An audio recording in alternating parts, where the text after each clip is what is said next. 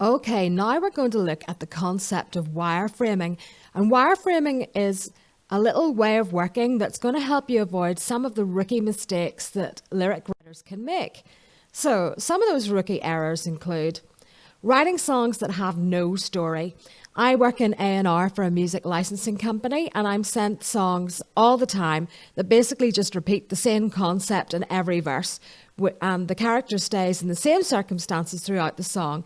In essence, a song is a story. Now, if you were making a movie, you'd have 2 hours to tell a story.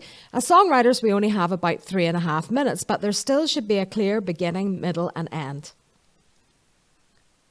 Writing words that don't scan, for example, window instead of window.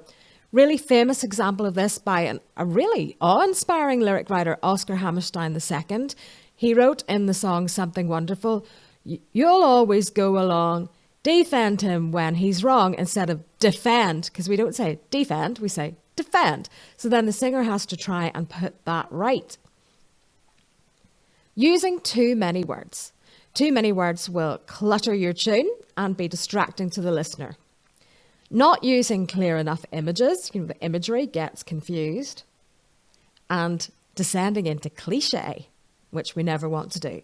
So let's look at wireframing and how it can help us avoid these errors.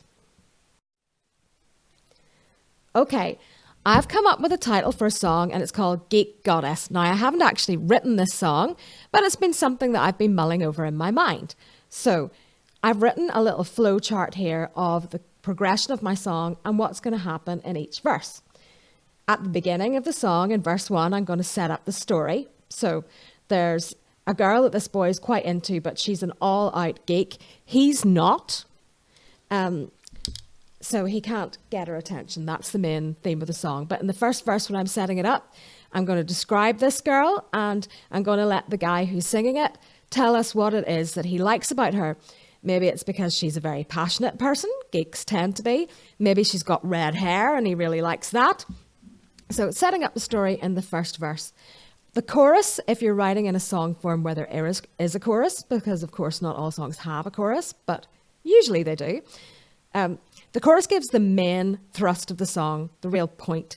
So in my song, that happens to be that the singer of the song is really into this girl, but because he's not a geek himself, he can't get her to notice him. So that's what we're saying in the chorus.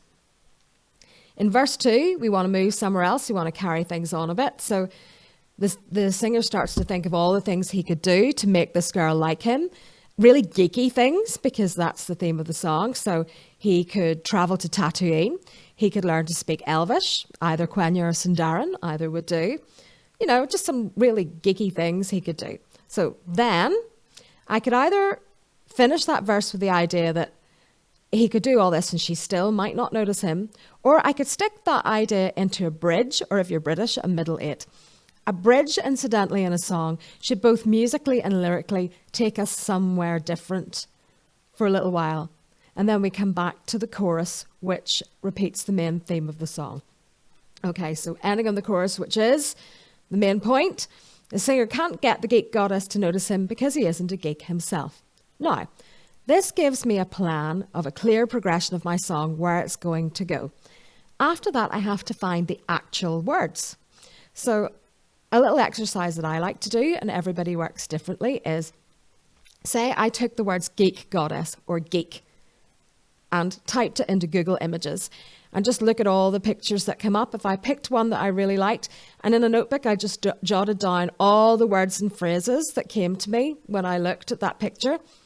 Then, after doing that, I pick the ones that really stand out, the ones I think are really going to work. And I'm going to want to fit them into this framework somewhere, but also they're going to have to be contained in a way that actually tells a story. So if you would like to, if you've got an idea that you're mulling over in your head, it would be great if you could put together your own wireframe and just see what comes out of that and where your song goes. Of course, a wireframe can always be changed at any point. It's not setting something in stone, but it gives you something to work to.